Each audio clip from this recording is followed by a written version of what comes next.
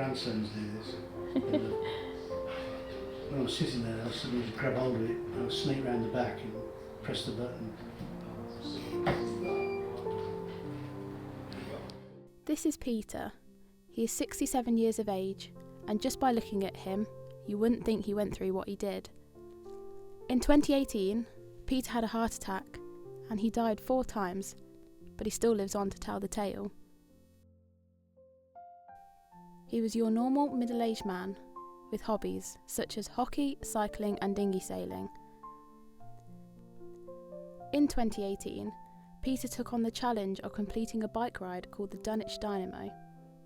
The reason I took on the bike ride was having a conversation with some friends who had bought themselves a tandem and decided to do this event called the Dunwich Dynamo, which was a 120-mile night ride from Hackney Fields in East London out to Dunwich on the Suffolk coast. And they said it was fantastic. There was about 2,500 people on the ride. It's not a race, it's just an informal sort of ride. I was already at that point doing a lot of cycling as my hockey career and sailing career the toll on the body had taken its toll. So I'd taken up bike riding and was doing lots of miles anyway, and it just seemed nice to have a purpose. I was cycling with some friends of my son-in-law, or his uncle more accurately, and I'd got the train down to London with my bicycle, and Harriet had helped me navigate the underground with my bicycle.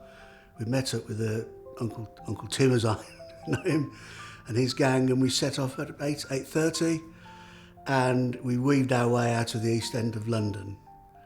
And you didn't have to worry about the map because there was just streams of cyclists, and we got out onto the North Circular Road and crossed that and got into Epping Forest, and that's it.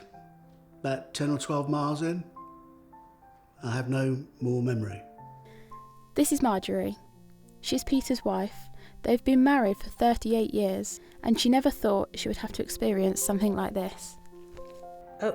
If I was describing the situation in 3 words, I would say it was challenging, it was definitely traumatic, and it was very lonely.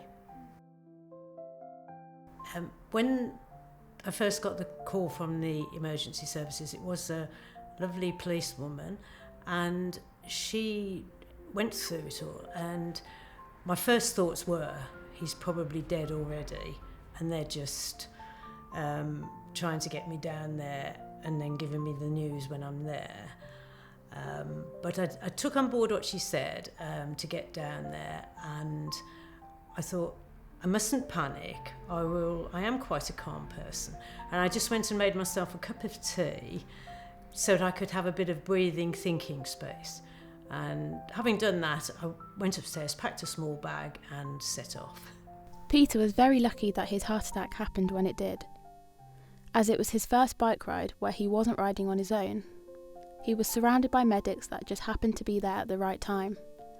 Because there were so many cyclists on the route, I was part of a stream, and apparently what happened, the cardiac arrest happened, I just fell off my bike, and the 2 lady cyclists following, one was a medic and started CPR, the second one stopped me being run over, and the first car that was stopped had got medics in there, so they were able to run a relay of CPR, and that kept me going till the air ambulance and normal ambulance arrived.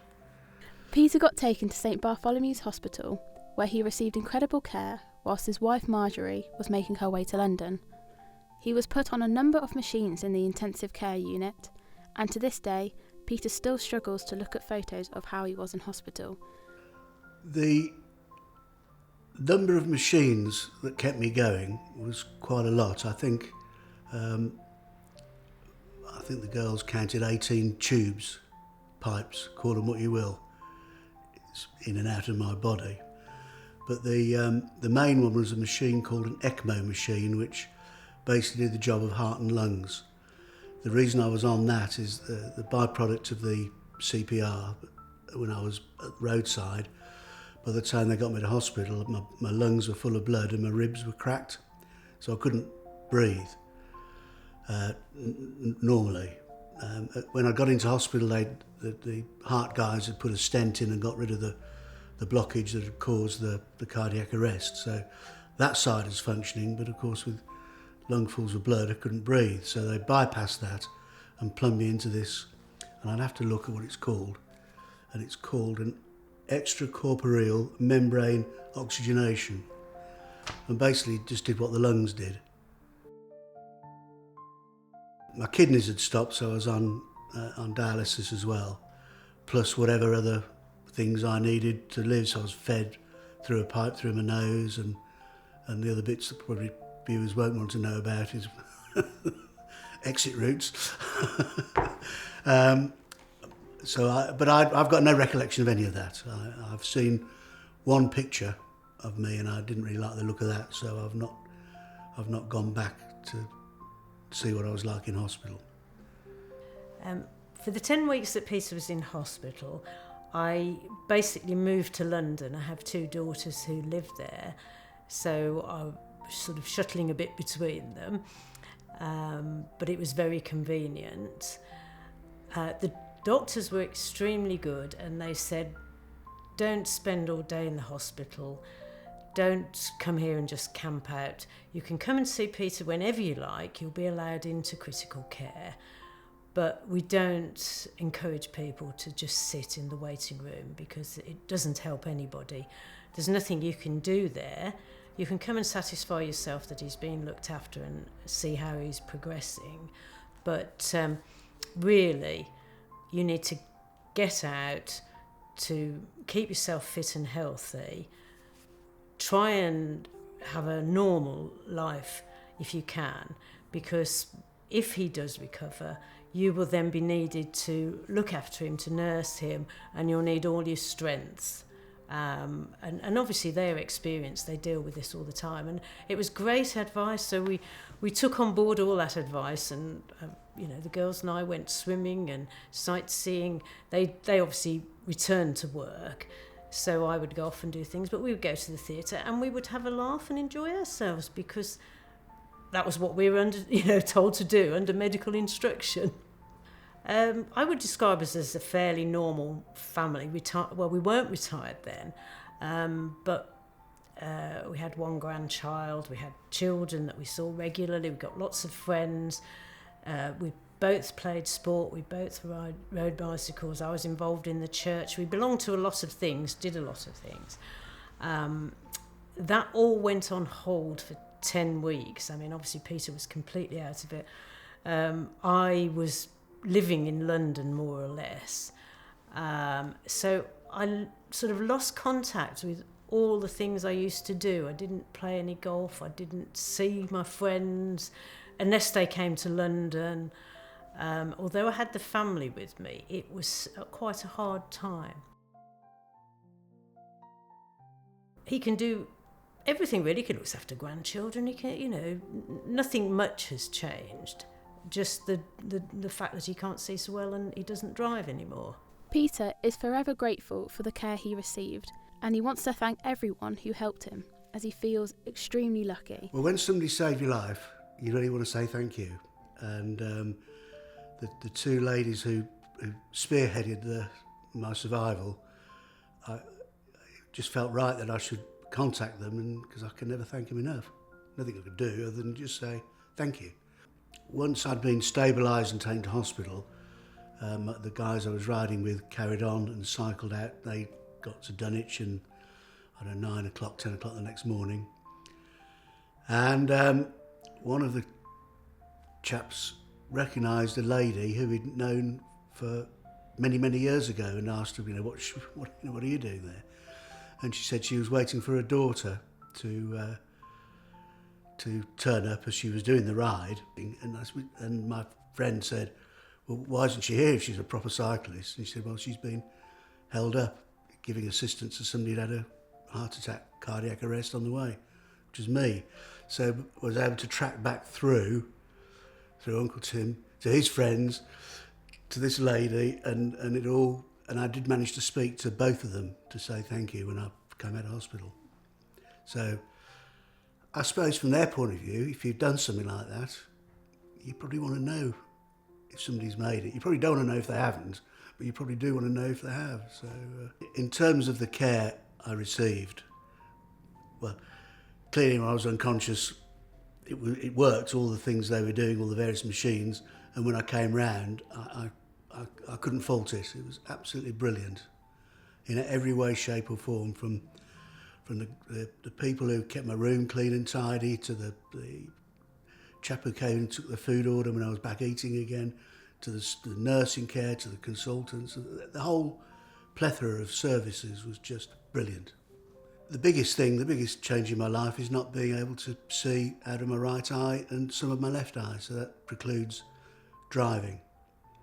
And I think that's the major change, really. Everything else, we're back cycling, I go do lots of walking, lots of exercise, I go golfing, and watercolour painting, all the things I did before, I can still do, but I just have to do them slightly differently. The girls were convinced he was going to recover, which was fine. And I encouraged that because we all wanted him to recover. But I did try and temper that with the fact that he might come out of hospital and not be the same person.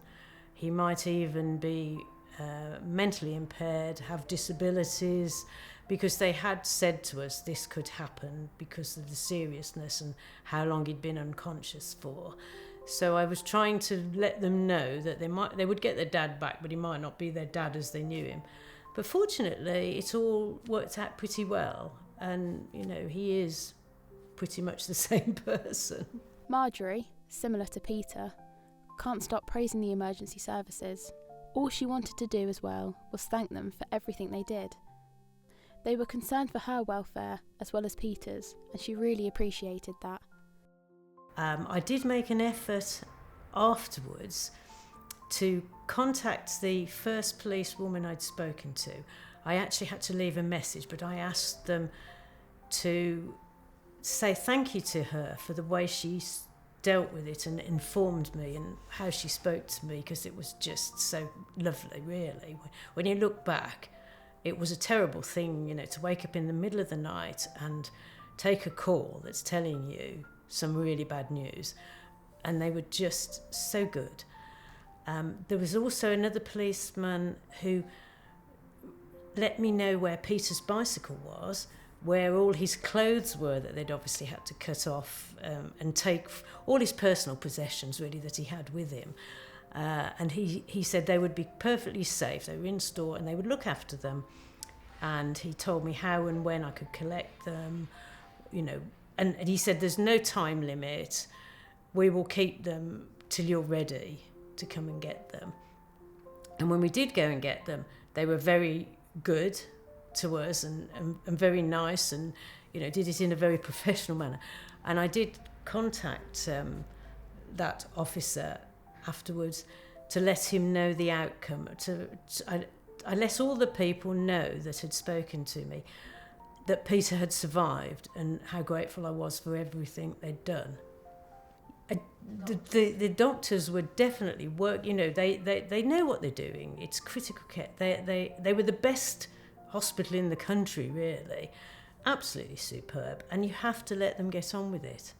I can't deal with any of that stuff. I can't, they are working all the machines, doing everything they can for him. And I felt they did go to extra lengths. They could easily, they did say to us once or twice, I think the machines may have to come off. We're going to look at him tomorrow, but prepare yourselves. And we did get that message 2 or 3 times, but every time we went in, they went, it's just picked up a little bit, so we're just going to see and leave it. Another 24 hours. So they were absolutely doing everything they could. Peter, when he was coming out of the coma, had some strange dreams which he can only describe as weird. However, he's glad he's now slowly starting to forget them. Marjorie was worried with what Peter was going to be like when he left the hospital. She could tell he was nervous to leave. Skiing down slopes in Canada and somebody saying I was in Barts, so obviously I was right on the cusp of consciousness. I was knighted twice by the Queen for service to saving the Prince of Wales, the Duke of Edinburgh's life, and bizarre thing. I'd no idea where it came from or what it means, and I'm happy to say that one time I used to be able to recall them quite clearly. I'm quite glad they're going now. You could tell he did not want to leave the hospital. Even going outside for a walk in the wheelchair in the grounds, he would say, "Take me back inside, I don't want to be out here."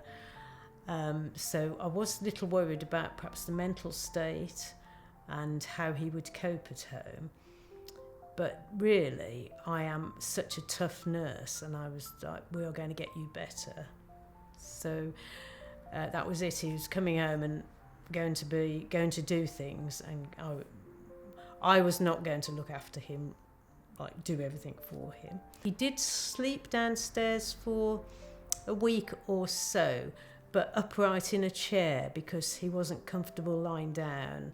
I think he was worried about his breathing and he gets viral asthma in his throat. But as soon as he could really manage the stairs now, he was back upstairs and living life as normal and just trying to do some exercise every day, get fitter, and just get on with it, really. Leaving the hospital was a wrench to start with. I didn't want to go. My sister was with me, and it was all agreed I was fit to go home. NHS had organised a taxi to drive me from London back here, and I found it incredibly difficult to leave the hospital. The comfort zone was so immense that I just didn't want to leave, but I did. But before I left, I wanted to say a heartfelt thanks to the intensive care team. So with the aid of the physiotherapist who started to get me moving again, and Marjorie was there as well, on the day before I left, we went up to the intensive care department, and I wanted to be able to walk in. So they took me up in the wheelchair and got me to the door, and I got my Zimmer frame and I shuffled in. And Marjorie clearly knew all the people because she'd been going there for weeks. So I shuffled in behind them, and it was like a double take when they finally recognised who, because they'd only ever seen me lying down and they'd never heard me talk. So all of a sudden there was this bloke shuffling in. So it was just absolutely brilliant to be able to say thank you. And because when I came home I thought I'd never do anything again, I felt, that's it. I've got a life, but what is it? So I thought I'll try painting again, and it was a bit of a disaster because I couldn't tell where the paper was. I'd either miss altogether or get the paint on too heavily. But I did produce a picture, and I thought I'll take it down to the intensive care unit, and they can put it in the family room with a little note of my story, because it must be pretty awful sitting in that room after hour, day after day, and thinking, well, just to say there is hope, it can go the right way. Peter can do a lot of stuff that he used to be able to do, but he's had to adjust it accordingly to his eyesight. Plenty of eyes around me. It's the lack of sight that precludes a lot of things. I'd stop playing hockey. It would be nice to perhaps play things like pickleball or something for old people's slow down tennis. And I've yet to try it. I did try table tennis at a family gathering, and I was pretty hopeless at that. I was more like a fly swatter than a table tennis player. But generally, you adapt to, so I'm cycling, I'm painting, going to the gym, golfing. So, and I think a lot of the desire to want to get back and do those things was the psychiatric help at the hospital, because that's a bit that was probably the importance has been underestimated, really, as I think back, because without getting the mental side of it right, the physical side doesn't happen. So I think the fact the guy, his mantra was, just there's lots of things you're not going to be able to do, you're never going to be able to do, so focus on what you can do and then do that. And that was pretty much a message I took out of all that. So that's what I've tried to do. Health, post returning to home, has just improved. When I arrived back, I could barely get up the steps to our front door, which is only 5 steps, I think. So weak. I think when you think back, you think you would do anything to have life, as it is now. Yeah. And if you asked anybody who's got somebody critically ill, you think, yes, we'd move heaven and earth, really. And because people said, oh, must have been terrible for you. When you met up with people, they said, oh, I don't know how can you manage all that hospital and all that? You see, they're trying to make, and I'm like, well, you just do it, don't you? And you would do anything, just in the hope that, people face worse traumas than we did, I think. They have, some people have to face that with children, don't they? Well, I just kept saying to the girls, whatever happens, he's had a good life up to now. He's done lots of stuff. He's done what he wants. We've lived a bit, and that's what you have to think, don't you? It could be a lot worse. We always look on the bright side. So. Peter never got the chance to continue his bike ride. He wanted to continue it, but due to COVID-19, he was unable to. We had a plan to do the missing miles and raise some funds. But in the end, COVID intervened, and like so many things, the moment passed, the personnel changed, and so we've yet to do it.